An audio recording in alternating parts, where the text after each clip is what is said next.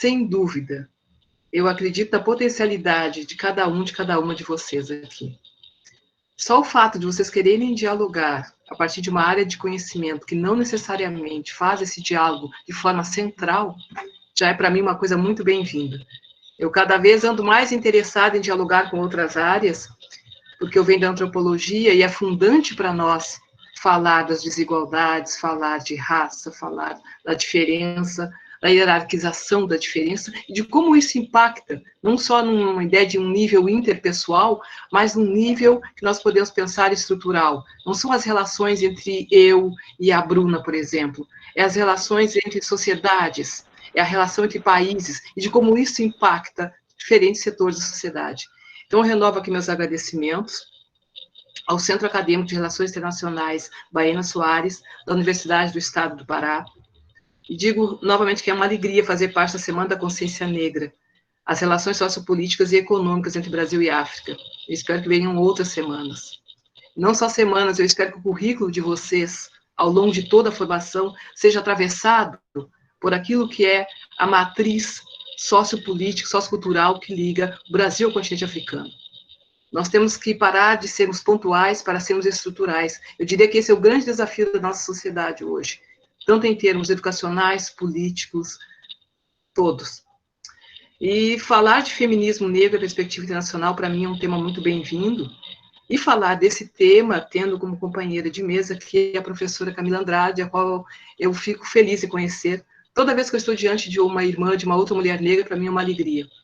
Porque é justamente a partir do lugar construído coletivamente e da nossa representatividade ou da nossa representação é que nós podemos, de fato, impactar a sociedade como um todo. Muito obrigada, professora Camila Andrade. É um prazer conhecê-la.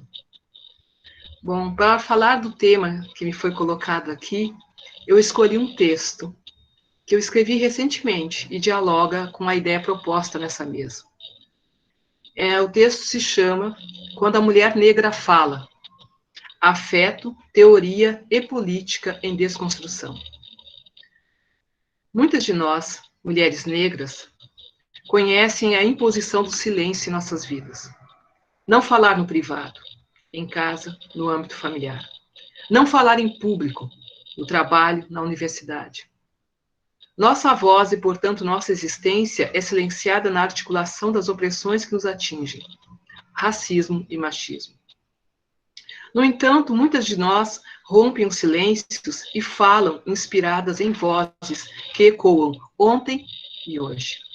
Sejam elas de nossas mães, avós, tias e outras mulheres que só passamos a conhecer quando aprendemos a ler.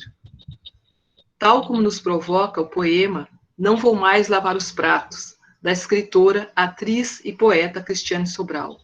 Assim ela diz, abre aspas, agora que comecei a ler, quero entender o porquê e o porquê. Fecha aspas. Quando eu aprendi a ler, no sentido que Cristiane Sobral provoca, eu fui impactada pelas vozes de algumas mulheres negras, provavelmente conhecidas de vocês, mas que eu gostaria de ainda assim compartilhar. A primeira voz foi a da escritora Carolina Maria de Jesus. Em uma passagem do livro Quarto de Despejo, ela disse que não haveria homem que gostasse de uma mulher que lê, que tem amor pelos livros. Eu não esqueci essa frase. E muitos anos depois, quando eu ouvi de um homem, em tom de estranhamento e reprovação, que eu era muito reflexiva, eu ouvi a voz de Carolina. Não te disse? Então, passado o silêncio que me constrangeu, eu consegui dizer, mas eu gosto de ser assim. Outra voz foi a de Neuza Santos, escritora e psicanalista, em Tornar-se Negro. Era um momento em que eu estava me tornando negra, aprendendo o que isso me fazia sentir no coração, na mente. Ou simplesmente como pensar e expressar aquilo que é vivido, sentido. Foi aí que eu comecei a pensar que a teoria não é descolada da realidade, do vivido. É uma teoria vivida, como tratada pela antropóloga Marisa Peirano, mas em outra perspectiva. Depois de Carolina e Neuza, que foram construindo, moldando quem eu sou hoje, afetiva, teórica e politicamente, e por isso eu compartilho com vocês, porque eu entendo que é bom que vocês saibam de onde eu me situo, onde eu situo a minha fala, de onde eu dialogo com vocês. Porque entendo também que ser silenciada, mesmo quando a gente acha que isso é normal, faz parte, e ainda mais quando estamos na universidade, acaba se tornando o normal. E quando se torna normal, a gente aceita muito facilmente. E é justamente para tentar trazer isso em uma discussão que é afetiva, teórica e política, e que pode ser pensada em diferentes instâncias, até a gente pensar o que a gente está falando como feminismo negro, é que eu trago para vocês, compartilho com vocês essa trajetória coletiva de vida. O que eu estou fazendo aqui com vocês agora é compartilhar a trajetória coletiva de vida. Porque nada do que eu sou, nada do que eu penso, nada do que eu faço, é fruto unicamente de uma visão meritocrática, individualista de alguém. Eu entendo tudo isso como partilha, como algo coletivo. E dessa forma é que eu trago essas vozes de mulheres negras, porque eu não viria aqui falar de feminismo negro sem, obviamente, destacar o protagonismo das minhas. É o mínimo que eu deveria fazer. Eu acho que é o mínimo que cada um de nós deve fazer pelos seus, pelas suas. De nada adianta, muitas vezes, nós fazermos discursos em diferentes áreas, que eles caminham por um viés que, por vezes, não passa de um modismo acadêmico. Tem pessoas falando que são decoloniais, são progressistas, são feministas, isso e aquilo, mas as suas posturas não se coadunam com o discurso feito. A minha tentativa sempre é de instigar a coerência entre aquilo que se fala e aquilo que se faz. É difícil. Eu tento todos os dias. Cada vez que entro na sala de aula, cada vez que estou em casa, cada vez que estou na rua, em cada evento, eu tento. Então, pensem nisso também como um convite, desafio para que tentemos. Pois bem, depois de Carolina Maria de Jesus, depois de Neuza Santos, e aqui eu faço uma coisa que também gostaria de compartilhar com vocês. A socióloga já falecida, Luísa Bairros, que também foi ministra da Secretaria de Promoção da Igualdade Racial, ela disse uma vez que numa sociedade racista e machista, mulher, especialmente mulher negra, tu tem que ter nome e sobrenome. Porque justamente é nesse desenraizar das tuas origens que reside um dos aspectos fundamentais do racismo. Ao negar tua humanidade, ao negar a tua existência, a tua trajetória, te joga num limbo comum de uma universalidade. Eu sempre digo às estudantes que estão comigo, sejam elas minhas orientandas, bolsistas, alunos, que elas têm nome e sobrenome. Que não se deixem apresentar em público simplesmente como a fulana, a coisinha de alguém. Aquilo que por vezes soa como carinhoso não é nada mais do que o trato desqualificatório do sujeito. Quando a gente faz isso, a gente traz, e aqui vou trazer isso de forma mais abrangente possível, a nossa trajetória. Quando alguém se apresenta, eu poderia dizer aqui, eu sou Vera Rodrigues, filha de Maria Lenir, neta de Dair Rosa Rodrigues. Gostaria de alcançar minha bisavó, que eu não sei. Eu estou dando aqui uma linhagem de mulheres que me constituíram, só para ficar nelas, né? Cheguei nos outros. Mas todas essas mulheres, elas tinham nome e sobrenome, e honraram suas vidas com trabalho e dignidade, e abriram um caminho para que eu estivesse aqui. Assim como cada uma de vocês. Então, especialmente o sobrenome das mulheres, eu uso Rodrigues por conta do lado materno, é para que a gente também não se deixe tratar de uma forma que, às vezes, parece que é bobo, é comum, mas quantas de nós escrevemos, por vezes, artigos, quantas de nós participamos de eventos e a autoria não é reconhecida? Quantas vezes simplesmente agradecem pela nossa capacidade de enfeitar a mesa, porque somos bonitas? Isso nós já sabíamos, eu sempre digo isso, o espelho me diz isso todo dia. Não precisa me dizer. Mas a nossa competência, ela precisa ser provada quase cotidianamente. E uma das formas mais simples que pode ter é quando nos apresentamos a partir da caminhada que trilhamos. Então, essas mulheres com nome e sobrenome, também teve uma outra mulher que me influenciou, chamada Marli Pereira Soares, ou simplesmente Marli Coragem. Quem foi Marli Coragem? Para vocês muito novinhos aqui, novinhas, talvez nunca tenham ouvido falar de Marli Coragem. Marli Coragem foi uma mulher negra, empregada doméstica, que em plena ditadura militar brasileira, enfrentou as forças constituídas legalmente para levar à justiça os assassinos do seu irmão. Ela fez isso no Rio de Janeiro. Isso foi manchete na mídia dos anos 80. Daquela época, eu guardo a imagem daquela mulher negra entrando altiva em um quartel e olhando nos olhos de quem ela acusava. Foi algo que, somado à leitura da antropóloga Lélia Gonzalez, um dos ícones para pensar feminismo negro nesse país, me impactou. Lélia Gonzalez, no livro Lugar de Negro, escrito em parceria com o sociólogo argentino. Ai, meu Deus, fugiu o nome do homem agora. Não é por maldade, mas eu já vou lembrar dele, tá? Pois bem, no texto de Lélia Gonzalez, publicado também nos anos 80, ela analisou o impacto da repressão política combinada com a política econômica no período da ditadura militar sobre a população negra. Em época mais recente, a vereadora e socióloga Marielle Franco também analisa o cenário brasileiro e sua frágil democracia. Por meio do texto, abre aspas, a emergência da vida para superar o anestesiamento social frente à retirada de direitos. O momento pós-golpe pelo olhar de uma feminista, negra e favelada. Cada uma dessas mulheres citadas até aqui, eu insiro como vozes femininas e negras que de forma intercruzada, ou melhor, como numa encruzilhada, entre afeto, teoria e política, nos fazem pensar no que é importante, naquilo que podemos perguntar. Será que nossos passos vêm de longe? Ou quem sabe de onde veio sabe para onde vai? Ou ainda, porque quando a mulher negra se movimenta, toda a estrutura da sociedade se movimenta com ela, como nos diz Angela Davis, filósofa e ativista afro-americana. Essas mulheres que eu acabei de ler para vocês, elas não são tidas como intérpretes do Brasil.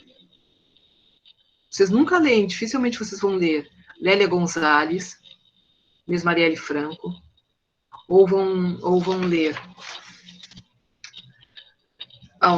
outras mulheres como intérpretes do Brasil. Por que eu estou dizendo isso? Elas não estão falando de questões pontuais. Quando alguém fala de genocídio, quando alguém fala de pobreza, quando alguém fala de rupturas democráticas, está falando em âmbito nacional e internacional de questões que são problemáticas sociais. Mas, por uma deficiência e lacuna nas nossas formações, nós aprendemos a ver isso como casos isolados. Quando Carolina Maria de Jesus, de forma visionária, falou nos anos 50 que o Brasil precisava ser governado por alguém que tivesse passado fome, ela estava falando sobre uma das mazelas sociais mais antigas desse país e que impacta nossas vidas, a fome. Quando nós aprendemos a olhar para o continente africano apenas pelo olhar da falta, da ausência, da fome, quando as nossas relações internacionais foram tecidas unicamente no viés comercial, e só quando, muito recentemente, o viés da ciência, tecnologia, cultura e educação surgiu no horizonte, e devo dizer que surgiu no horizonte a contragosto de muita gente, porque para muitos o que importa é continuar, eu diria assim, especialmente reprisando uma ideia de que se você quer fazer algo que seja potente, olhe para a Europa, olhe para os Estados Unidos, unicamente. O Brasil vive de costas para a América Latina e de costas para o continente africano. Talvez vocês possam pensar que eu estou exagerando, mas vejam uma coisa. Nosso país foi o último a abolir a escravidão. Nosso país foi o último a adotar ações afirmativas. Fizemos isso agora no século XXI. Nosso país, minha gente, ainda tem muito que avançar. Nossa diplomacia, qual é a cara da diplomacia brasileira? Onde estão as mulheres? Onde estão os negros e negras? Até quando nós vamos continuar a reificar aquilo que Grada Quilomba, psicanalista, performance, uma mulher de origem africana, que vive hoje na Europa, em Berlim. Ela diz o seguinte: o Brasil é um exemplo de um sucesso de projeto colonial. É um sucesso. Nós sequer temos a vergonha do que nós passamos.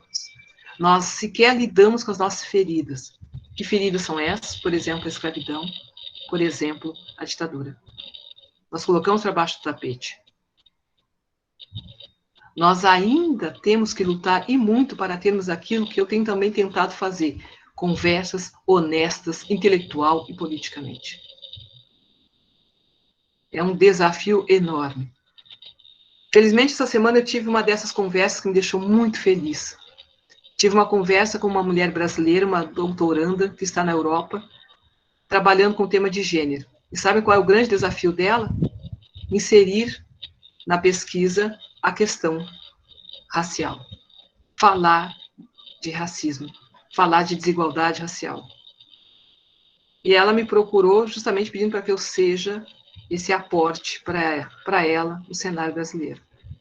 E ela é uma mulher que se parda, que teve a dignidade de me contar a sua trajetória e confiá-la a mim.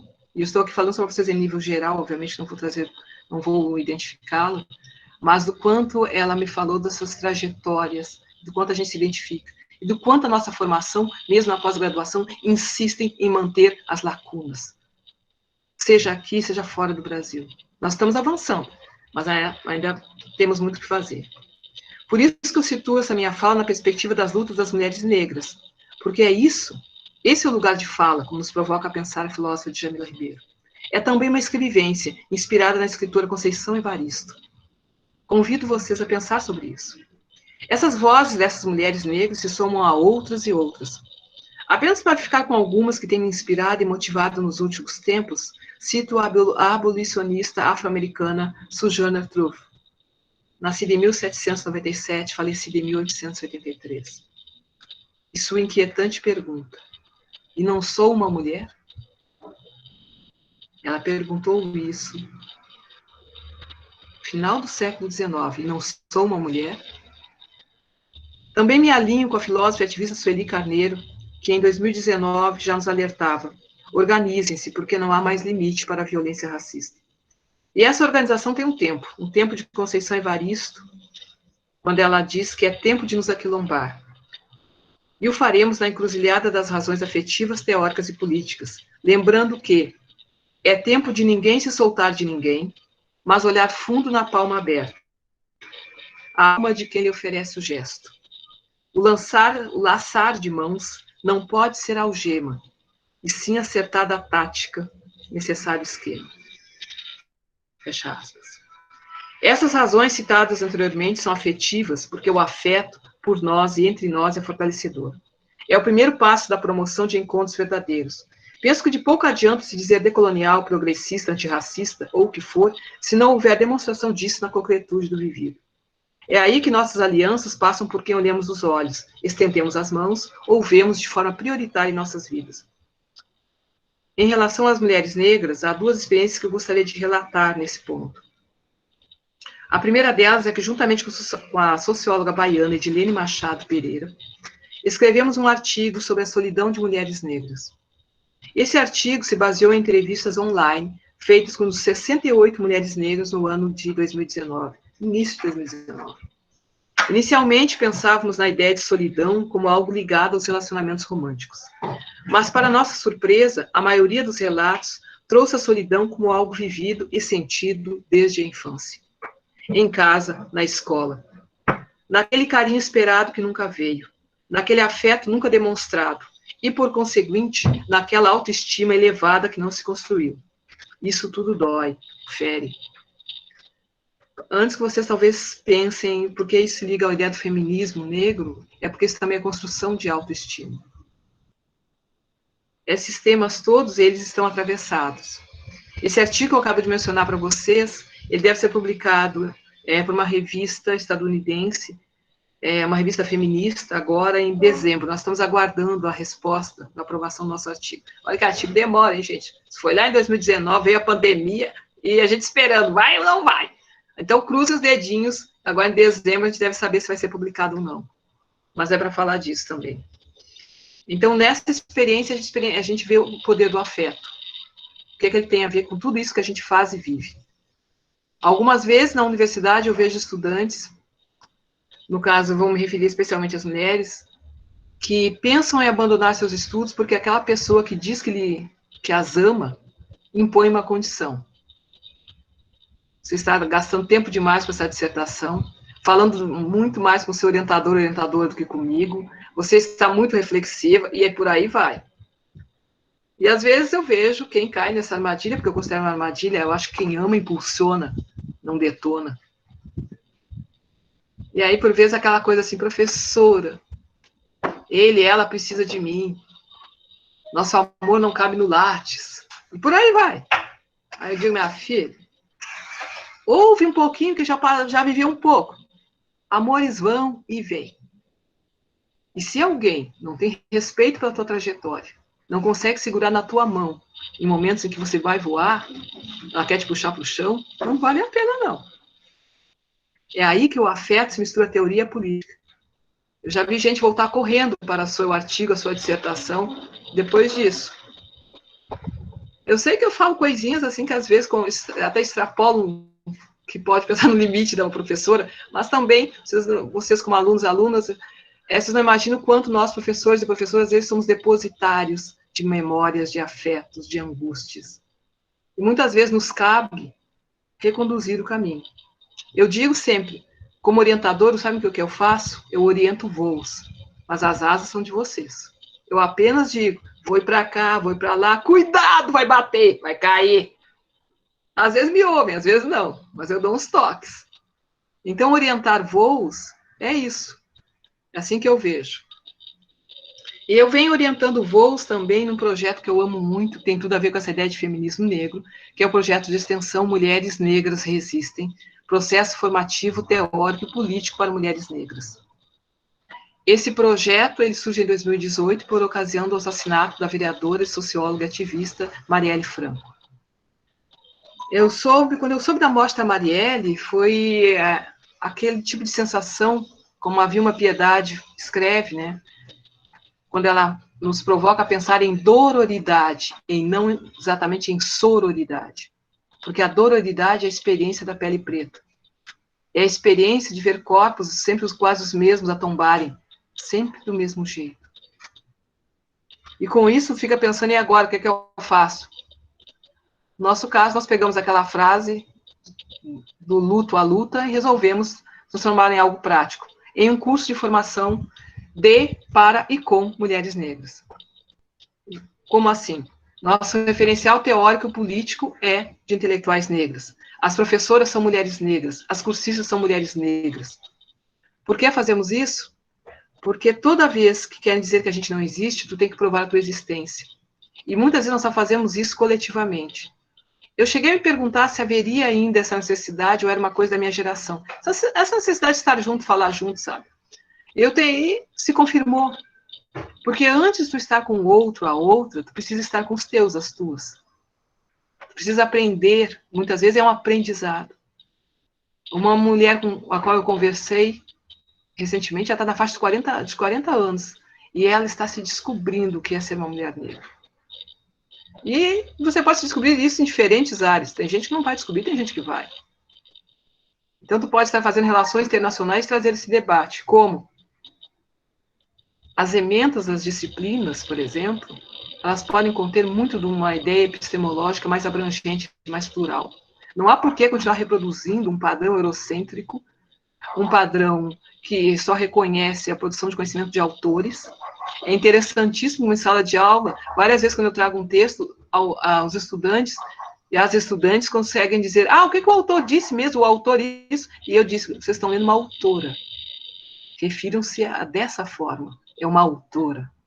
Mas a gente reproduz, sai tão facilmente da boca da gente o autor, ainda hoje, por exemplo, esse projeto que eu falei para vocês, ele está fazendo 3 anos, nós estamos lançando um e-book. Vai ser lançado agora no final do mês da Consciência Negra. Nosso primeiro e-book, assim, com tudo, sabe? Contando toda a história. E aí uma das nossas cursistas, que formou a equipe desse trabalho, ela disse assim para, agora à tarde, a minha professora, no site da editora estão autores. Nós somos autoras, porque é uma equipe totalmente formada por mulheres, organizadoras e autoras. Essas são as professoras e as cursistas do curso. E aí nós já pedimos à editora para alterar, e parece que eles vão alterar mesmo. Sinalizaram que nós temos toda a razão. E eu disse, claro que a gente tem razão. Nós somos um bando de mulher que sentou para fazer todo esse negócio aqui, escrever os capítulos, organizar, fazer designer, tudo. E aí, é assim que a gente vai, meu povo.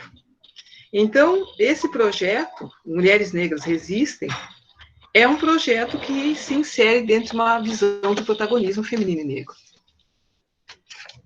Também esse projeto, ele tem a dimensão teórica, porque por muito tempo nós negros e negras fomos sinônimo da emoção em detrimento da razão. Objetos de conhecimento, mas não sujeitos produtores de conhecimento. Pensem em quantos autores e autoras negras vocês leram até esse momento do curso de vocês. Autores latino-americanos, africanos. E eu estou tentando pensar em disciplinas obrigatórias, não estou falando nem das eletivas. Às vezes aparece nas eletivas, estou pensando nas obrigatórias.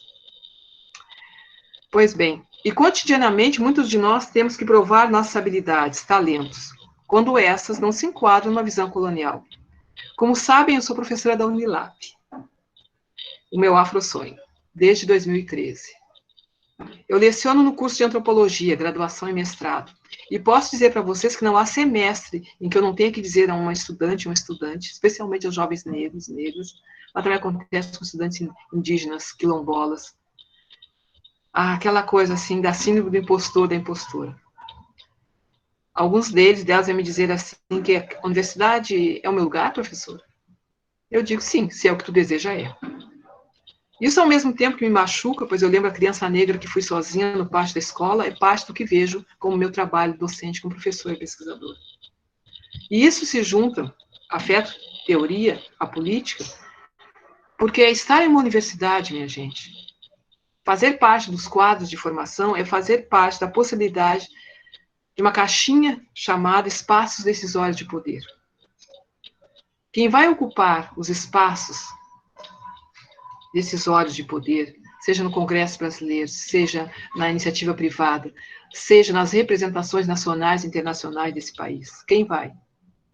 Se não é quem está chegando até essa universidade pública, pela qual lutamos tanto. E aí eu pergunto, quando Vilma Reis, socióloga e pré-candidata à Prefeitura de Salvador, na Bahia, disse que era preciso romper com a hegemonia branca da política, ela está falando do que exatamente? Para quem? O que é que isso nos diz? O que é que isso diz para vocês a partir da leitura desse texto, que aqui eu compartilho? Eu convido vocês a pensar na potência que a desconstrução dessa encruzilhada entre afeto, teoria e política traz, especialmente para nós, mulheres negras. A perspectiva de resistências e resistências em uma ótica coletiva. E nessa ótica coletiva, já encaminhando para o final da minha fala, acho que está se aproximando, eu digo e espero realmente que a ideia de feminismo negro, como aqui pautado, e no lastro com relações internacionais, uma perspectiva internacional, ela faça sentido a partir de um texto de uma mulher negra. Eu me refiro ao texto Erguer a Voz, Pensar como Feminista, Pensar como Negra, da Bell Hooks. Nesse texto há uma frase maravilhosa que diz que o ato de fala, de erguer a voz, não é um mero gesto de palavras vazias, é uma expressão de nossa transição de objeto para sujeito. A voz liberta.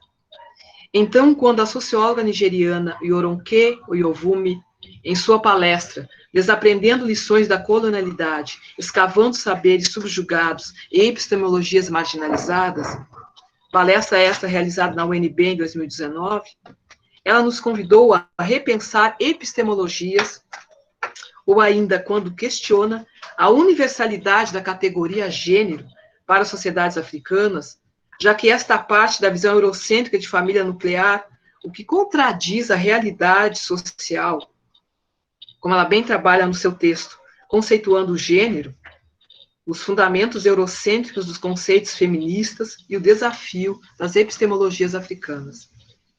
Quando a Euronque faz essa palestra, quando ela escreve esse texto, é como se ela dissesse, eu ergo a minha voz. Quando a escritora moçambicana Paulina Chiziane nos diz que Deus não é propriedade privada de ninguém e que cada povo tem o direito de viver e dizer Deus à sua maneira, ela tece uma potente crítica ao avanço neopentecostal no contexto moçambicano e por correlação em outros. Quando Paulina Chiziane também aponta que o mundo da mulher ficou muito escondido, especialmente no âmbito da história, da política e da literatura, ela ergue a voz. Quando a socióloga guineense Patrícia Godinho escreve em parceria com a socióloga brasileira Ângela Figueiredo o artigo Para além dos feminismos, uma experiência comparada entre Guiné-Bissau e Brasil, elas erguem a voz. Quando a escritora nigeriana Chimamanda Adichie nos alerta em sua palestra para o perigo de uma história única, ela ergue a voz. Quando a escritora Françoise Vergès, em seu livro Um Feminismo Decolonial, nos fala sobre o desgaste dos corpos femininos e racializados na Europa, especialmente na França, corpos esses encarregados de limpar o mundo, como ela diz, ou seja, as trabalhadoras nos setores de limpeza urbana e cuidados. Aquelas que formam uma classe cuidadora, ela questiona quem limpa o mundo. Ao fazer isso, ela ergue a sua voz. Quando nós, aqui reunidas e reunidos, nos colocamos como produtoras e produtores de conhecimento, autoras e autores de nossas trajetórias coletivas de vida, nós, especialmente nós mulheres negras, exercemos nosso protagonismo. E assim, erguemos nossa voz. Eu desejo que sigamos erguendo nossa voz. Grata.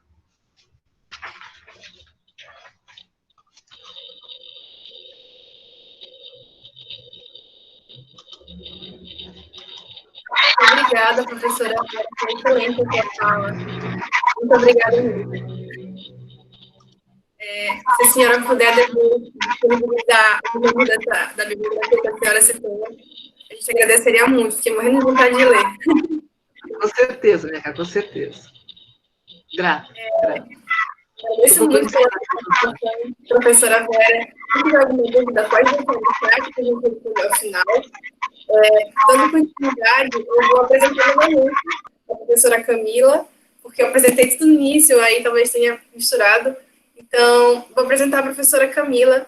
Ela é doutoranda em Ciência Política pela UFRGS, mestre em Relações Internacionais pela UFSC, bacharel em Relações Internacionais pela Unijorge, pesquisa sobre o processo de reconstrução do Estado de Ruanda pós-conflito, cooperação internacional descentralizada africana e em Ruanda, e também sobre temas gerais de Ruanda e África, e é fundadora do My Ruanda Brasil. Ela vai ter uma conversa agora muito especial com vocês sobre a participação feminina na política de reconstrução de Ruanda.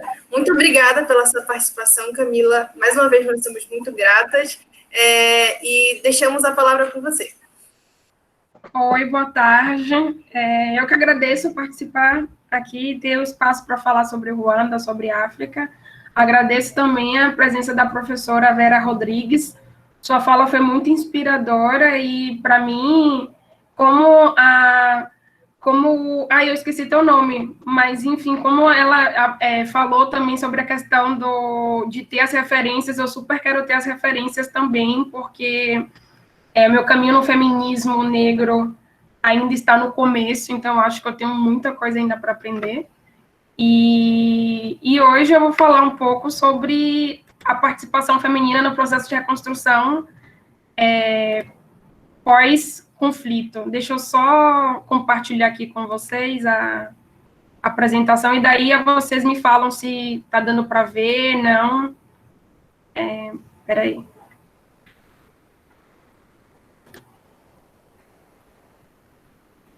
Vocês conseguem ver? Sim. Tá. Então, eu vou colocar aqui... Peraí. Eu ainda estou tentando me acostumar com essas coisas, essas tecnologias. Então, vocês conseguem ver grande ou pequeno? Tá grande. Tá ótimo. Tá. Então, hoje eu vou apresentar sobre a participação das mulheres no processo de reconstrução de Ruanda. Não é meu recorte específico trabalhar com a participação das mulheres, mas é uma temática, como eu trato do processo de reconstrução em geral, tanto para uma unidade nacional como regional. Eu trago a questão também de gênero, das políticas de gênero desenvolvidas pelo Estado de Ruanda. Então, já fui apresentada, sou doutora em ciência política na URGS, e participo também como pesquisadora assistente do SEBRAFRICA, o Centro Brasileiro de Estudos Africanos. E hoje eu vou falar um pouco do que é Ruanda, que às vezes a gente fala muito sobre países africanos, às vezes as pessoas falam como África, como se fosse um país, mas eu vou apresentar a vocês o que é Ruanda, a historicidade, o genocídio em Ruanda, a contemporaneidade, aí a temática da nossa apresentação, que é as mulheres no processo de reconstrução, e algumas sugestões para vocês, caso vocês queiram se aproximar mais da temática. E hoje eu vou falar nesse pequeno país que do lado esquerdo vocês podem ver no mapa, no meio, no coração da África, na África Central, se situa Ruanda, um país que tem como países limítrofes Uganda, República Democrática do Congo, Burundi, Tanzânia, ou seja, está na região dos Grandes Lagos, né? E o que vocês precisam saber sobre Ruanda? Além de ter os países fronteiriços, tem uma estimativa de 12 milhões de pessoas em uma área de 26.338 quilômetros quadrados. Como língua nacionais, tem o Kinyarwanda, que é a língua nacional, ou seja, todos ali que fazem parte, né, são os nacionais, a maior parte falam Kinyarwanda, e o francês e o inglês. Desde 2008, o governo adotou uma nova política de educação que vem adotando nas práticas educativas mais o inglês do que o francês, para se afastar mais das questões coloniais em relação à França, né, e o próprio posicionamento da França no genocídio, né, e a capital Kigali e a moeda o franco ruandês. E Ruanda, a história de Ruanda é muito relacionada com a guerra civil, né, a guerra civil que ocasionou o genocídio que matou mais de 800 mil pessoas. Mas existe uma periodicidade antes do genocídio e depois do genocídio. Então, eu acho bacana a gente entender isso, especialmente quando a gente fala da história do continente africano, que às vezes, em relações internacionais, vimos mais a partir do período colonial, né, com a Conferência de Berlim, a partilha da África e aí em diante, mas entender que a história do continente africano tem mais coisas antes da presença colonial no continente. Então, na questão de Ruanda, antes da colonização, existia uma sociedade composta por grupos étnicos, que seriam os Hutus, a maioria, os Tutsis, que chegaram depois, sendo a minoria, e os Tuás, que era representado por 1% da população. Esses grupos, eles se organizavam em tarefas, ou seja, os Tutsis, eles eram os reis, então tinha uma relação com a divindade. Os Hutus, eles trabalhavam com o gado, então era o pessoal mais da agricultura, do arado, enfim. E os Tuás cuidavam da defesa, né, do reinado, do território. Com a colonização, houve algumas diferenças nas interações entre esses grupos, como a questão da primeira colonização, que foi a Alemanha que chegou no local, já começou com algumas diferenças relacionadas a questões raciais, a questões identitárias. Então, já começou a dividir, como no Krumah vai dizer, né, dividir para dominar. Então, a Alemanha começou com isso, com o término da Primeira Guerra Mundial, a Alemanha perde seus territórios, é passado para a Bélgica, e a Bélgica vai institucionalizar essas divisões, que com as carteiras de identidade vão dizer se é Tutsi, Hutus ou Tuás, a partir de medição do nariz, medição do crânio, enfim. E muitos diziam que os Tutsis se pareciam mais com os colonizadores porque tinham traços finos, e por isso eles, supostamente dizendo que exerciam uma administração indireta,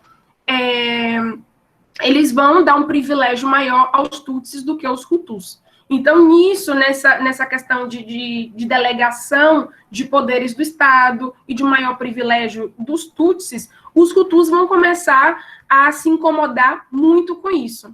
Então, antes do processo de independência que vai acontecer em 1962, que vai haver a divisão entre Ruanda-Urundi, que antes, né, Ruanda-Urundi, e que depois vai se tornar Ruanda e Burundi, 2 países independentes, em 1959, os Hutus vão começar a se rebelar, a fazer um manifesto Hutu, tudo relacionado com a busca do poder do aparato estatal. Então, tem a independência em 1962, tem as políticas dentro do Estado, ou seja, intraestatais para ter esse poder do Estado, e nesse período, o presidente Kayibanda é eleito democraticamente, então vai estar no poder entre 1962 e 1973, porque vai sofrer um golpe pelo seu primo, o presidente Habyarimana, que vai estar no poder de 1973 até 1994, que foi quando houve a queda do avião, com o presidente de Ruanda e de Burundi. Então, para vocês entenderem que o genocídio, ele não aconteceu somente em 1994, que foi uma coisa pontual. O genocídio foi um estopim que aconteceu em 94, mas desde 63 já existiam práticas genocidas visando o extermínio da população Tutsi, como, por exemplo, em 1963, já houve um fluxo de refugiados, de pessoas para os países limítrofes, ou seja, que migraram para a República Democrática do Congo, para a Tanzânia e para a Uganda também. E fruto dessas migrações, vai surgir o grupo que vai ser oposto ao governo de Ruanda, do Habyarimana, que é a Frente Patriótica Ruandesa. E, nisso, o genocídio, ele vai ser, na década de 90, com o período pós-bipolaridade, né, que é essa disputa entre os Estados Unidos e a União Soviética, e com a queda da União Soviética em 1991, vai existir o sentido de que, antes, no período da Guerra Fria, a África era uma zona de influência. Então, existia a influência dos 2 polos na África. Com o período pós-Guerra Fria, os Estados Unidos vai exercer uma política de desengajamento em relação ao conflito. Ou seja, os Estados Unidos perderam 18 marinheiros em Mogadishu, na Somália, e eles vão começar a dizer, não, eu não quero mais me envolver em assuntos do continente africano, porque eu estou saindo mais perdendo do que ganhando. E a política dos Estados Unidos é essa, né? Tem que ganhar mais do que sair perdendo. Então,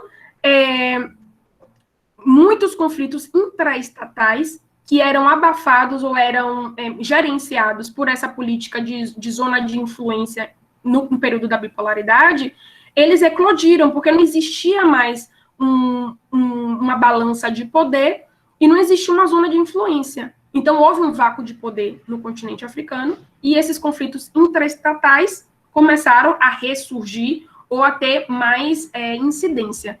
E o genocídio de Ruanda foi um deles.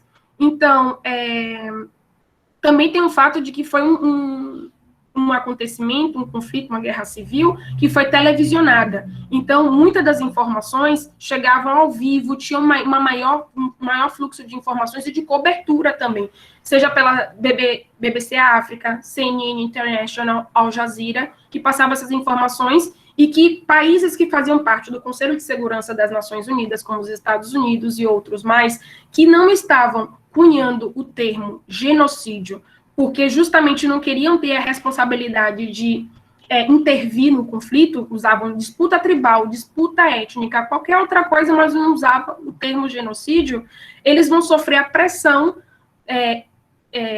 da opinião pública para justamente se posicionar em relação ao conflito ruandês, porque era uma chacina que estava acontecendo e nada estava fazendo nada, né?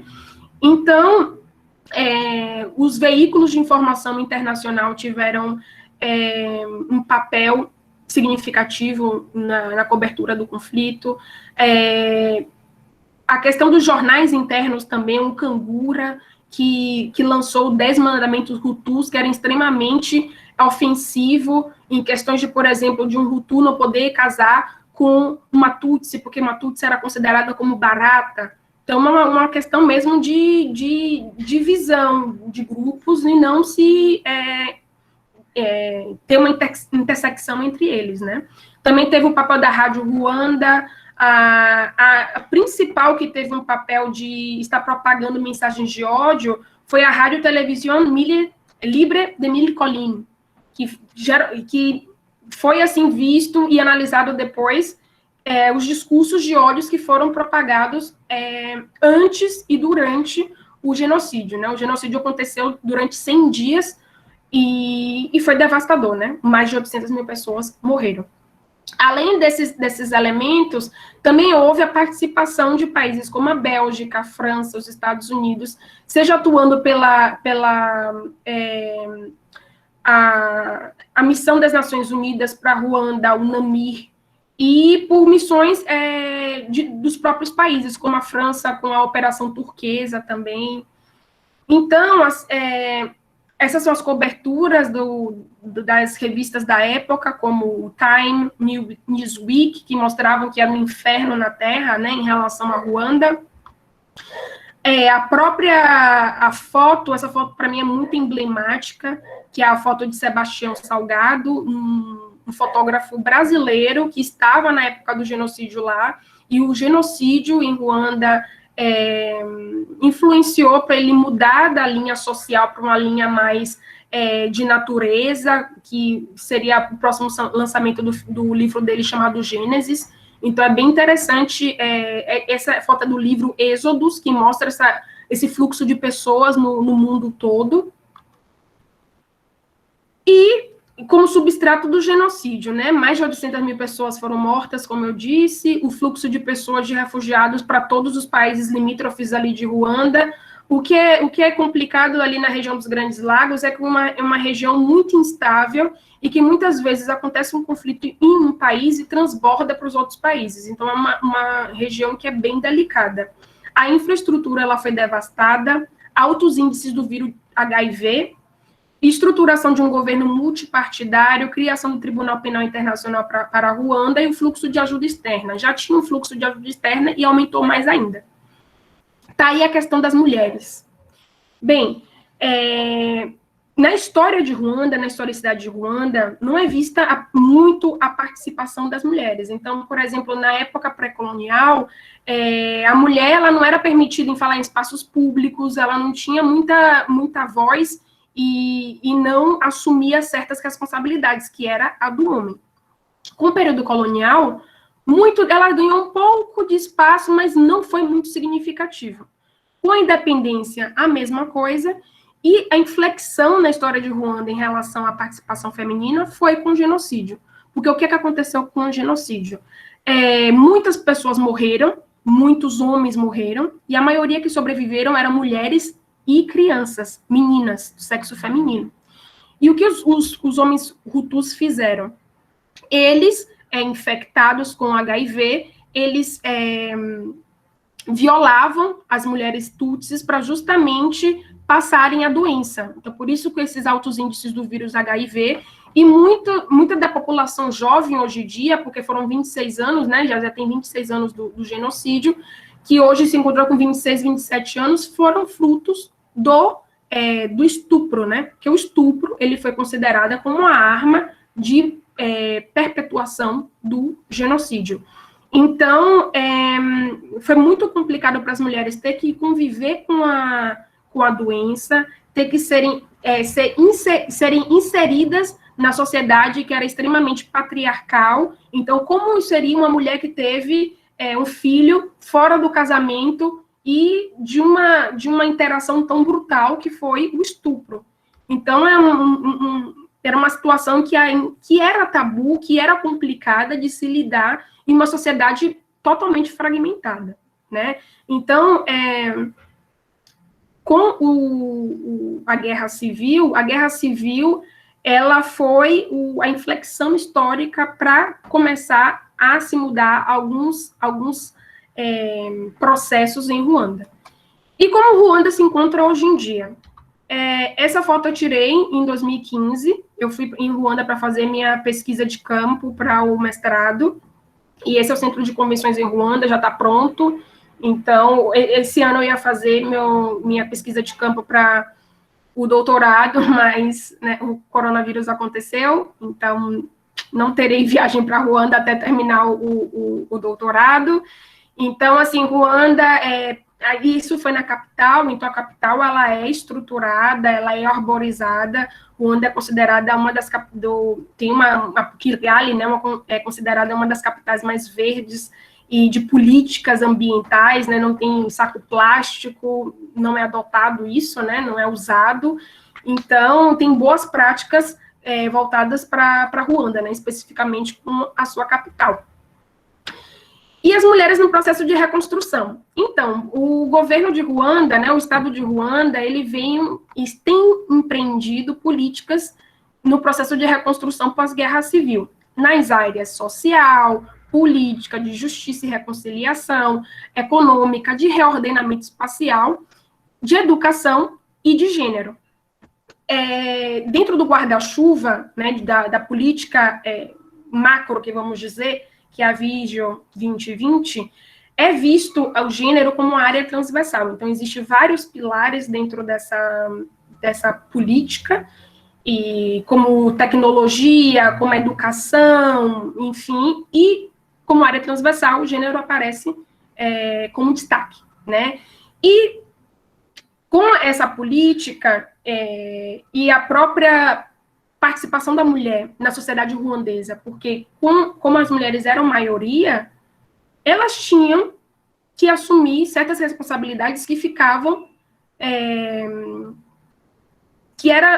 a cargo do homem. Então, por exemplo, agora mulheres viraram chefes de família, muitos órfãos, então as mulheres também tinham que cuidar desses órfãos. Então, algumas leis tiveram que ser modificadas, como a questão da lei da herança. A herança só era para o marido, só era para um homem, e as mulheres passaram a receber, ter o direito de receber herança. A Constituição de 2003, que foi a Constituição logo pós-genocídio, foi modificada e foram colocadas questões como, por exemplo, 30% de cargos políticos serem reservados para mulheres, que aqui também tem essa reserva, mas não chega isso na nossa política. No caso de Ruanda, depois eu vou falar, mas enfim, as políticas de terras também de 2004, 2005 também foram modificadas, né, para acesso à terra, à propriedade privada, temas relacionados à violência baseada no gênero foram discutidos por meio do movimento de mulheres chamado Profam. As mulheres se movimentaram e também fizeram esse lobbying para as leis serem aprovadas, como, por exemplo, há uma lei, em 2009, que foi aprovada, da lei de violência baseada no gênero, então já foi também uma outra conquista. A questão da representação feminina na política, que eu falei para vocês, do 30% de reserva dos cargos, e hoje em dia, 67% do parlamento ruandês é ocupado por mulheres. Então, esses foram os dados de 2009, que Ruanda é o primeiro país com maior participação feminina, e em termos de políticas de gênero, Ruanda é o 6º país, enquanto que o Brasil fica na posição 90 e alguma coisa, 95, se eu não me engano, mas você vê uma disparidade de um país, que é um dos países mais pobres do mundo, e estando com práticas de política de gênero melhores do que a do Brasil. Além disso, foi criado em 2009 o Escritório de Monitoramento de Gênero, que ele foi criado em 2003 com a Constituição, mas entrou em operação em 2009, e tem a questão das mulheres nos espaços públicos, né? Porque uma das questões que é trazido no debate do Norte Desenvolvido, né, na Academia do Norte Desenvolvido, é que essa prática de Ruanda, na política de Ruanda de mulheres ocupando os espaços, elas não eram refletidas nas políticas, na vida privada, vamos dizer assim, nas relações interpessoais.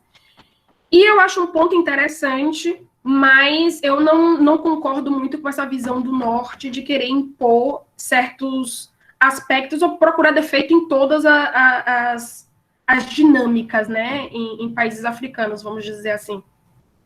Tem uma tese de uma ruandesa chamada, eu só lembro o sobrenome, Uvuza, que ela também vai tocar nesse assunto, que muitas parlamentares em ambientes da vida privada, elas tinham dificuldade de lidar com seus maridos, porque os maridos queriam roupa passada, comida pronta, ou seja, mudava essa posição de uma mulher que tinha uma voz, que era representada no ambiente político, e no ambiente privado ela tinha que se submeter a certas caixas, né, a certas,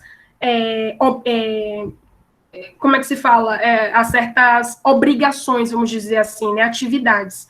Então, existe isso, mas o que eu quero dizer, nós não podemos desconsiderar como, em tão pouco tempo, o estado de Ruanda vem desenvolvendo essas práticas, né? E um dos pontos que incentiva essas práticas é a própria entrada da Frente Patriótica Ruandesa no poder, porque eles vieram, como eles surgiram em Uganda, e Uganda já tinha práticas relacionadas com políticas de gênero, eles trouxeram essas perspectivas relacionadas a gênero para Ruanda. Além disso, a própria elite ruandesa, como teve esse fluxo de pessoas em 1963, em 94, 93 também, que já estava mais intenso. Então, muitas pessoas já viveram fora, em outros países, e também havia uma aceitação maior da sociedade em relação a essas políticas de gênero. Então, são alguns aspectos que também contribuem para essa aceitação e para incentivo também de terem essas políticas. Então, há uma disparidade, sim, entre a questão da vida privada feminina, da mulher em Ruanda, para uma vida política, mas está em processo de construção. Eu acredito que está em processo de construção e não invalida, né? Uma coisa não invalida a outra. E a gente tem que perceber também que elas têm voz, elas podem falar por elas mesmas e tem uma questão cultural. Então, eu acho muito complicado o Norte vir fazer toda uma construção teórica baseada em políticas que a própria professora Vera trouxe também na questão do próprio posicionamento da academia em questões raciais e para próprias relações internacionais também, que é um tema que, por mais que vemos questões que são racializadas, seja com a questão do período colonial, seja com a própria construção da área, né, de relações internacionais, mas nas salas de aulas a gente não teve contato com teorias pós-coloniais, com a própria temática de raça, racismo e relações internacionais.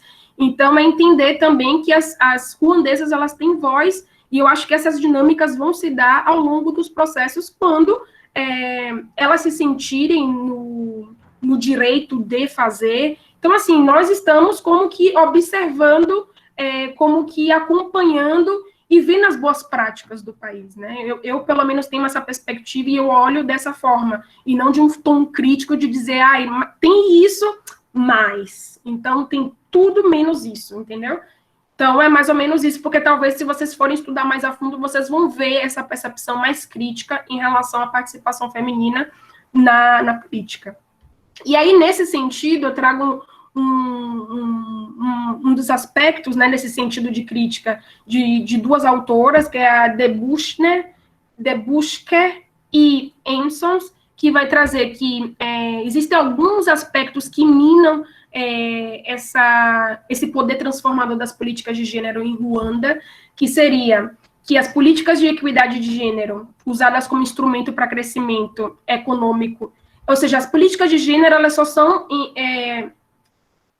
existe política de gênero porque elas são instrumentalizadas para se chegar no crescimento econômico e modernização. Então, o fim não é ser um país mais igualitário em questões de gênero, mas sim com questões de crescimento econômico e modernização. Então, esse seria um ponto. O segundo ponto é que existem ainda áreas negligenciadas que são ocupadas majoritariamente por mulheres, como a questão dos serviços domésticos, ou seja, de uma empregada doméstica, a questão da agricultura também, que muitas mulheres estão trabalhando com agricultura, então são áreas que não têm um olhar direto do Estado. Dentro dessas estruturas, como o escritório de monitoramento de gênero e outras mais que foram criadas, as autoras dizem que algumas delas podem ter caráteres mais formais do que práticos, ou seja, de serem vistos impactos de fato. E a questão da participação limitada da sociedade civil, né? Porque por mais que Ruanda seja um Estado democrático, ele vem atuando de uma forma mais autoritária, né? De repressão em relação a meios de comunicação, a questão mesmo da própria sociedade civil, que tem grupos da sociedade civil, mas que são vinculados ao governo. Então, todos esses aspectos de interação entre esses grupos em Ruanda.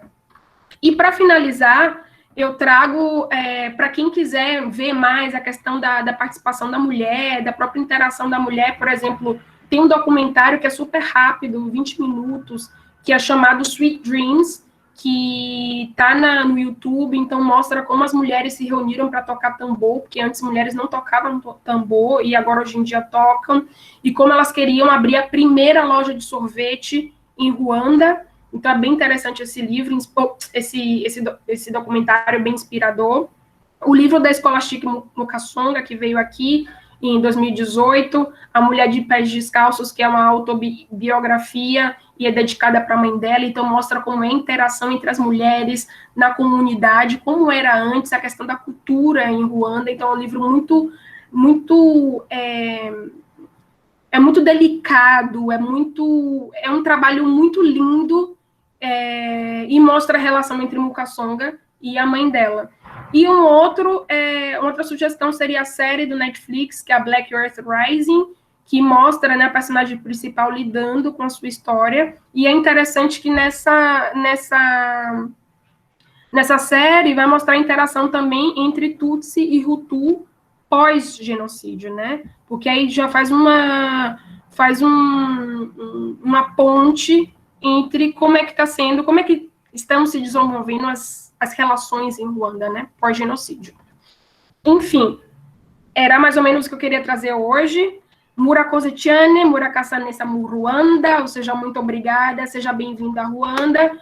E qualquer dúvida, qualquer sugestão, eu deixo aqui meu e-mail. E tem um Instagram também do projeto, que é o My Ruanda Brasil, que eu criei em 2014 para justamente estabelecer uma ponte entre Brasil e África, divulgar desde que a África não é um país, há coisas mais sérias, coisas mais acadêmicas, né? Então, tá no Instagram, tem o site myruanda.com, e é isso. Estou aqui para dialogar com vocês. Obrigada. Muito obrigada, professora Camila. Você nos proporcionou uma fala muito importante. Aprendi muita coisa que eu não sabia antes. Muito obrigada, de verdade.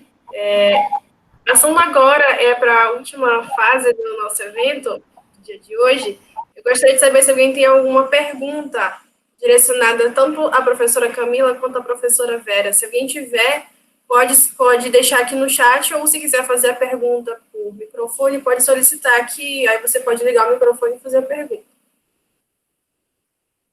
Se alguém tiver uma pergunta.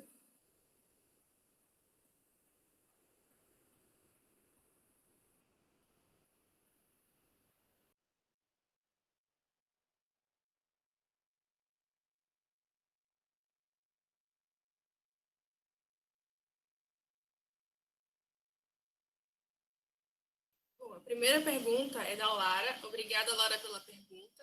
É direcionada à professora Camila. Professora Camila, gostaria de saber como ocorre a conversão de políticas de gênero em ganho econômico.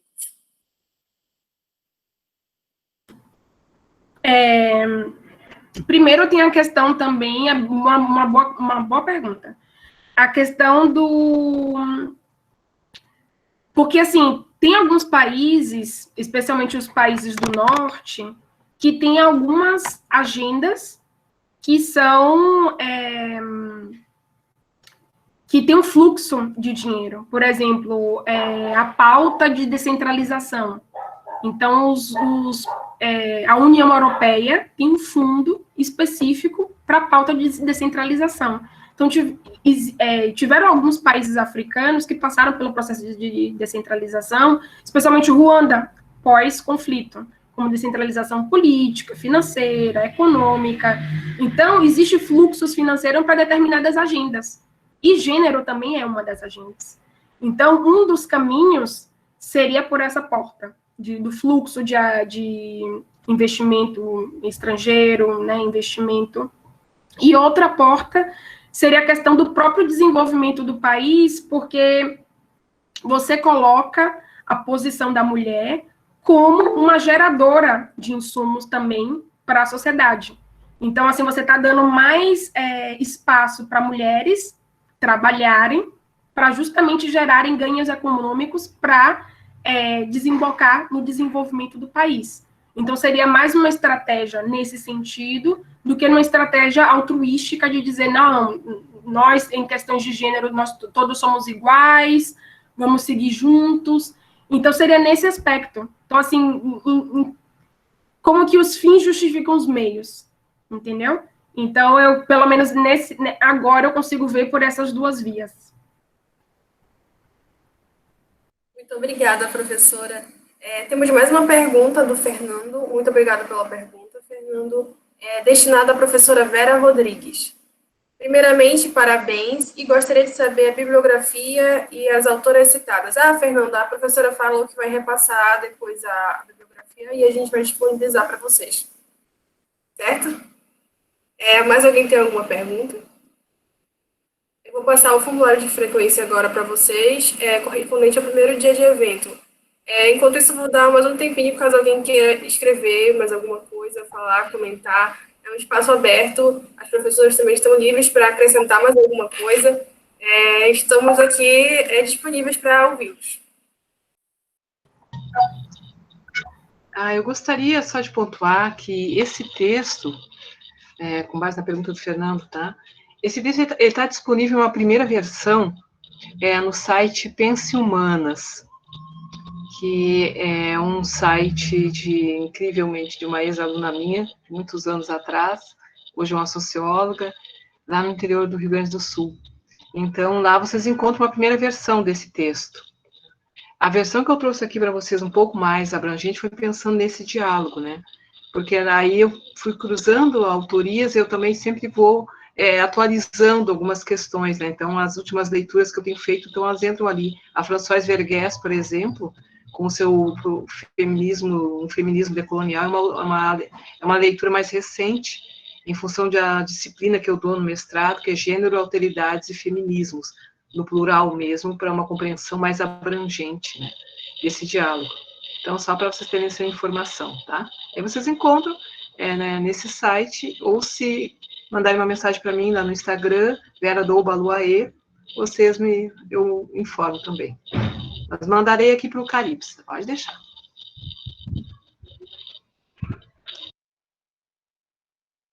Tem a pergunta da Beatriz, muito obrigada. As professoras gostaria de ouvir um pouco sobre suas opiniões a respeito do movimento Black Lives Matter. Como percebem suas influências a longo prazo? Muitíssimo obrigada pelas apresentações de vocês, super esclarecedoras.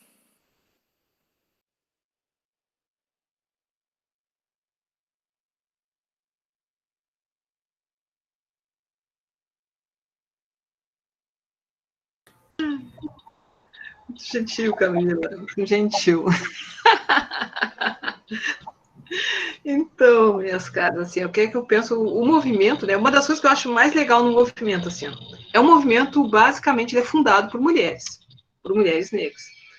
Eu andei pesquisando sobre o movimento para a escrita de um artigo que vai integrar um dossiê que eu e mais duas colegas, né, também outras professoras, tenho gostado muito cada vez mais da parceria entre mulheres, de uma escrita, de um diálogo, sabe? Isso potencializa também, até porque uma das coisas, a academia e por vezes, né, eu acho que a sociedade como toda te leva muito ao individualismo, né, e não compartilhamento, né, tipo assim, vai roubar a minha ideia, vai aparecer mais do que eu, aquelas coisas horrorosas, né, parece criança brincando por causa da bolinha, né, mas não precisa, não tem nada disso, muito pelo contrário, né? Então, eu estou na organização de um dossiê chamado Afroperspectivas, que é sobre como antropólogos e antropólogas afro-latino-americanos percebem o contexto atual sobre racismo, neoliberalismo, todas as questões que têm avançado sobre o nosso país, tá? Enquanto eu falo com vocês, eu estou aqui numa luta ferrenha com o monstro Wakanda, que é uma cadelinha de 2 anos que exige a minha companhia. Ela já vai parar. Wakanda, querida, peraí, só um pouquinho, gente. Vou ter que dar água para ela. Pronto. Passou. Então, agora que o Wakanda me deu licença, deixa eu contar para vocês. Agora, qual era a pergunta? Talvez que eu até perdi aqui. Que era sobre... Poder repetir, por favor? Black Lives Matter. Black Lives. Então, eu escrevi um artigo, né? Eu estava pesquisando sobre as origens do movimento. E é fantástico, é um movimento que mulheres negras encabeçaram em função de assassinatos ocorridos contra jovens negros, né? Inclusive, uma dessas mulheres, ela acabou de ser eleita, né? Nessa última eleição, agora me esqueci o nome dela, o horror. Mas fantástico, assim. Então, é um movimento que ele não é um movimento restrito ao contexto estadunidense. Muito pelo contrário. A população negra, ela é alvo de uma política de Estado muito bem orquestrada, de forma que penaliza, de forma que consegue transformar os sujeitos em alvos preferenciais, que é geral, né? Então, esse é um movimento potencializador, e é potencializador pela lógica feminina. Isso é muito interessante. Se vocês forem pesquisar, vão descobrir o que as mulheres falam, fazem, é muito bacana. E de como isso ecoa por outros contextos. E é desafiador porque ele parte de uma visão que extrapola a norma. Todo esse mês agora da consciência negra, que às vezes eu acho que é o mês da paciência negra, porque cada coisa tem que ouvir. Então, eu já não aguento mais o povo da consciência humana, mas toda hora aparece um. Qual é a questão desse povo brota do chão? Só pode, meu filho. Mas o que acontece, né? Quando se diz vidas negras importam, tem uma galerinha que consegue ver isso como excludente. Quer dizer que as vidas brancas não importam, a vida das baleias não importa, a vida dos cachorros não importa. Né? É um horror. É um horror. Mas aí o que está se dizendo? Está se botando a centralidade de uma política genocida de Estado. Não é todo mundo que morre de bala perdida por aí. Não é todo mundo que é arrancado de dentro de casa e morto, desaparece. A dificuldade de dar uma cara para quem morre é algo incrível. Então, é muito mais fácil cair no universalismo do que dizer vidas negras importam. O que eu diria a diferença de postura? Alguém se diz simplesmente diz não racista, diz que todas as vidas importam. Um antirracista, ciente de que o racismo é algo estrutural e que tem alvos preferenciais, diz vidas negras importam. É a mesma coisa que o racismo religioso. Quem está sendo atacado são os terreiros de candomblé. São as religiões de matriz afro-brasileira. Ninguém está incendiando sinagoga, ninguém está incendiando mesquita, nesse contexto falando especialmente brasileiro aqui. Então não é intolerância religiosa, é racismo. A gente precisa ter coragem para começar a dizer as coisas como elas são, nomear como elas são. Porque o poder de nomear sempre foi do homem branco, sempre foi europeu. Diz quem nós somos, como pensamos e o que devemos fazer. Está na hora de a gente começar a apontar o dedo também. É isso. Sigamos, porque a vida pede coragem. Já dizia Nina Simone. Nossa, depois dessa fala, professora, eu fiquei até desmontada. Ela já falou tudo, gente. Para mim, a única coisa que eu queria acrescentar é que me chamou a atenção, porque não é um movimento novo, Black Lives Matter, né? Tiveram oscilações, mas da forma como ele foi... como ele teve uma força, né? Ele ganhou uma força tão grande esse ano... foi que, como a professora falou, transbordou para muitas áreas, muitas temáticas, e eu achei fantástico isso.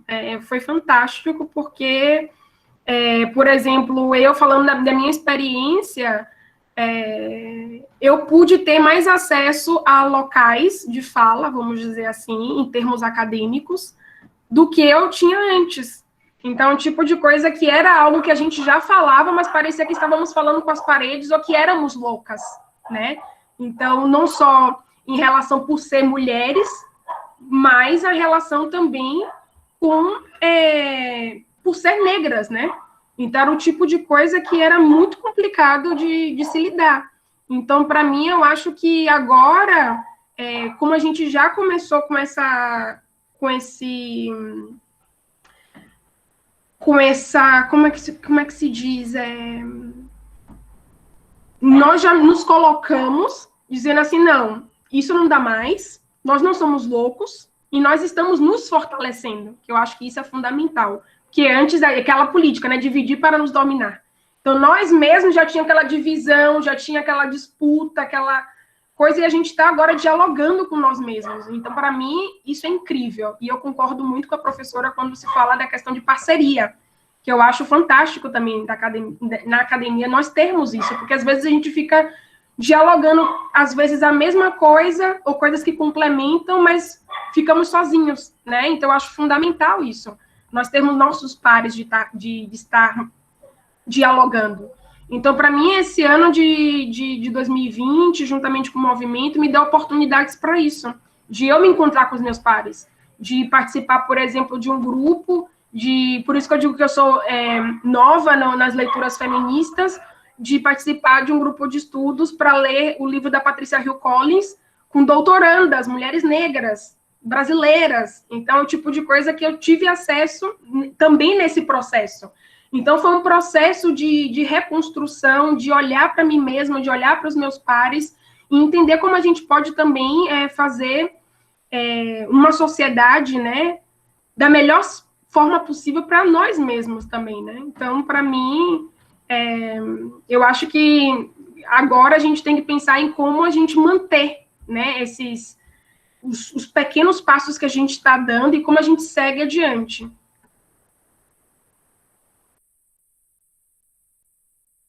Muito obrigada, professoras. Tem mais uma pergunta do Joshua. Muito obrigada pela pergunta. Pensando nessa ideia de racismo religioso, seria necessário responsabilizar juridicamente lideranças religiosas que fomentam isso, como violência contra terreiros, por exemplo, de alguma forma? Eu acredito que sim. Eu penso que nós estamos falando de atos criminosos, né? Porque são vidas, são espaços. Obviamente que a gente não pode, como é que eu vou dizer para vocês, ser ingênuo de achar que isso é uma tarefa fácil. No país do racismo reverso e do estupro culposo, o enfrentamento eu diria para vocês, árduo. Árduo muito. Porque são questões que tem que provar uma intencionalidade, tem que provar essa dimensão do racismo, que é dificílima, gente. Pode parecer sim, mas não é. Porque é aquela coisa assim, né? Quem diz, por que é racismo religioso? Aí lá vai tu explicar toda a dinâmica da sociedade brasileira e explicar isso para pessoas diárias que parecem que... Ontem eu vi um cientista político abordando o espectro das eleições municipais. Quando chegou na parte de falar sobre as candidaturas femininas e negras, não saía nada. Ou melhor, saiu o basicão. A dificuldade de entendimento por conta da mestiçagem. Meu pai do céu. Nessa altura da vida. Aí tá vendo, imagina o povo do direito. Mas a gente tem dialogado bem. Sabe que eu tenho gostado de dialogar com o povo do direito, assim. Porque tem coisas que vão crescendo, gente. Vão aparecendo. Por exemplo, aqui, ó, a Defensoria Pública aqui no Ceará, por exemplo, vai ter concurso com cotas. Desde o estagiário até os cargos de defensores. Uma proposta aqui que tem na OAB também aqui é 30% de cotas dos cargos de gestão. Por que eu estou enfatizando isso? Porque mudança no judiciário tem que criar mecanismo, minha gente. Não dá para você ter só esperança, boa vontade, sensibilizar o indivíduo. Eu estou por aqui de sensibilizar indivíduos. Viu? Venho fazendo isso há um tempão. Né? Claro, eu dialogo, eu gosto, mas tem coisa que tu vê que... Por que é tão difícil? As criaturas não vão abrir mão de privilégios construídos historicamente. É ingenuidade achar que vão. Não vão. Tem gente que vai ter automático de consciência. Eu sei bem que vai. Mas outros casos não vai ter. E aí a gente precisa ter essa noção de que, por exemplo, alguém fala assim, quando fala racismo religioso, o negócio é pesado. Eu pensei agora, ó, intolerância não tem a lactose, minha filha. Eu tô falando de racismo religioso. E aí vamos para cima com isso, né? E a gente precisa aprender a lidar melhor com a lei, eu penso, com a legislação, dialogar mais sobre isso, conhecer, estreitar laços, parcerias. E isso não significa, né, e até pegando o ponto do que a Camila levantou das parcerias, né, isso não significa a gente não atentar para as nossas tensões.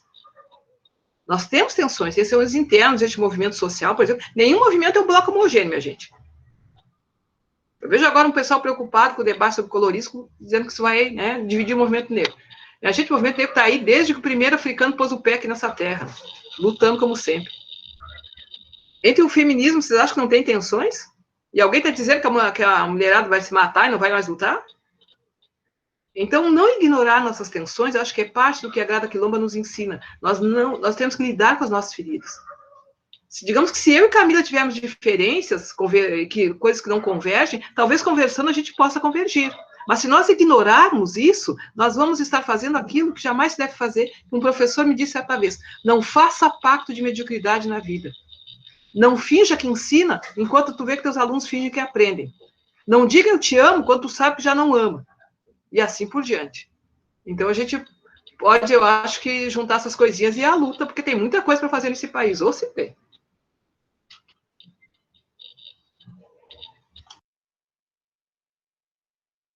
Muito obrigada. Alguém tem mais algum comentário, alguma pergunta? E tem muito aqui agradecimento, muitos elogios, um feedback muito positivo. E realmente tenho que concordar com todo mundo aqui que está sendo incrível. Eu gostaria de perguntar, mais uma vez, se todo mundo já assinou o formulário. Pessoal, se tem algum problema para assinar o formulário, se o link falar algo que tem alguma coisa errada, envie um e-mail para a gente, para vocês não perderem a participação de vocês, certo? Alguém mais quer fazer algum comentário? As professoras, os participantes. Quem quiser falar, pode falar. Eu só tenho uma pergunta para a professora, que eu fiquei intrigada, que foi, e não sei, né, se teve esse momento, talvez não teve, mas quando você citou a Neuza de Souza, né, que fala sobre tornar-se negro. Então, eu queria saber se você teve o seu momento de tornar-se negra. Grata, Camila, pela pergunta. Sim, sem dúvida, Camila. Porque o tornar-se negro é um processo identitário político, sem dúvida. Então, quando tu tem noção que algo acontece à tua volta, você não sabe nomear, tu não sabe explicar, que era exatamente o que acontecia comigo. Eu tinha uma sensação, desde, basicamente, eu diria que a época escolar. Porque quando tu sai da família para o processo de socialização, que é a escola, tu te defronta com toda a dinâmica social que extrapola os limites de proteção familiar. Claro que isso não impede que na família a gente conheça todas as mazelas, todos os ismos, né? Mas eu, basicamente, daquela fase da minha infância, adolescência, início da vida adulta, eu só sabia que havia algo de errado, mas eu não sabia exatamente o quê. No primeiro momento, eu associava isso com a ideia da pobreza, que é o caminho mais fácil de reflexão teórica e política. A minha implicância com o povo que só discute classe é justamente porque é o caminho mais fácil. Outro dia, alguém falou um negócio que eu achei super bacana, dizendo assim, ó, a esquerda no Brasil, ela escolheu a figura do proletário, não a figura do escravizado para falar de liberdade e de luta. Nós nunca estudamos a Revolução do Haiti como nós deveríamos estudar, porque a gente deveria entender o que se passou nessa maior revolução que houve. Uma revolução de escravizados contra uma potência europeia. E nós não estudamos. Então, tudo isso nos preenche de lacunas, né? Fica meio contraditório, mas é isso. Somos lacunas. Então, o tornar-se negra, para mim, foi um processo que se deu a partir do ingresso no movimento negro, na minha cidade, em Porto Alegre. E ali começou o viés político, depois veio o viés teórico, porque eu sabia, tinha coisa que eu entendia muito bem, eu comecei a entender como a sociedade funcionava, mas eu não conseguia as explicações. E aí, por isso que eu fui para ciências sociais, que eu fui especialmente para antropologia, e aí eu tive um orientador fantástico, um homem negro, cabo-verdiano, que me disse, Vera, ninguém se importa com as suas lágrimas. Aprenda a defender seus argumentos do ponto de vista teórico e político o mais que tu puder. Politicamente eu dava conta, eu tinha que melhorar teoricamente. Eu venho aprendendo de lá para cá, digo para eles. Porque é isso, né? E aí tu aprende os revés, tu aprende aquela coisa toda, e tu aprende também, eu diria que o tornar-se negro é um processo até, para mim, muito de autoestima. Tu aprende a ter respeito pelos teus. Tu aprende a ter orgulho da tua história. Tu aprende a andar de cabeça erguida, simplesmente que seja de raiva. Isso é fantástico. Isso é impulsionador. Eu digo, aliás, quando a Audre Lorde fala do poder da raiva, eu amo. Adoro. A raiva, ela é potencializadora. É só tu canalizar, minha filha. Veja uma mulher com raiva. Tem um povo que já diz que é pior que o pitbull. Mas tu vai atrás até pegar. É assim. Então, tornar-se negro é uma alegria também. E é dignificante. Eu acho que a gente deve honrar, pessoalmente, uma visão espiritual da coisa. Tu deve honrar quem veio antes de ti. Alguém sobreviveu a isso tudo para que eu estivesse aqui. Se eu não tiver orgulho e respeito por isso, o que eu estou fazendo aqui? Então, negra sim.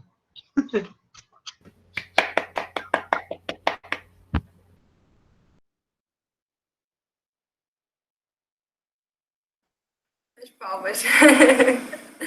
Muito obrigada, professora Vera, sempre nos trazendo lições maravilhosas. Muito obrigada. Eu gostaria de mais uma vez agradecer a participação de nossas convidadas de honra, agradecer a todos que estão aqui nessa tarde de segunda-feira, tendo esse diálogo maravilhoso. Agradecer também a todo mundo que está envolvido na organização do Caribes, que proporcionou essa conversa, essa proximidade, ainda que distantes fisicamente, mas próximos, né, nesse diálogo. Foi muito importante essa tarde, de verdade. Mais uma vez agradecemos pelo enorme presente dessa segunda-feira. Muito obrigada mesmo. Muito obrigada. Quem tiver alguma coisa a declarar, pode colocar no chat. Mais uma vez, estou enviando o link do formulário para que vocês assinem e tenham a participação de vocês registrada, para vocês lá na frente, daqui a uns anos, olharem certificados de vocês. Nossa, eu participei da primeira semana temática do Caribes. Olha, foi sobre a consciência negra, discussão de gênero, raça e classe. Vocês vão ficar muito nostálgicos. E vale a pena lembrar que quarta-feira e sexta-feira damos continuidade à nossa semana temática. Quarta-feira teremos o professor Vico, que falará sobre cooperação política e econômica entre países africanos e Brasil. Vocês não podem perder. Quem está aqui e se registrou a presença já garante a participação na próxima quarta-feira.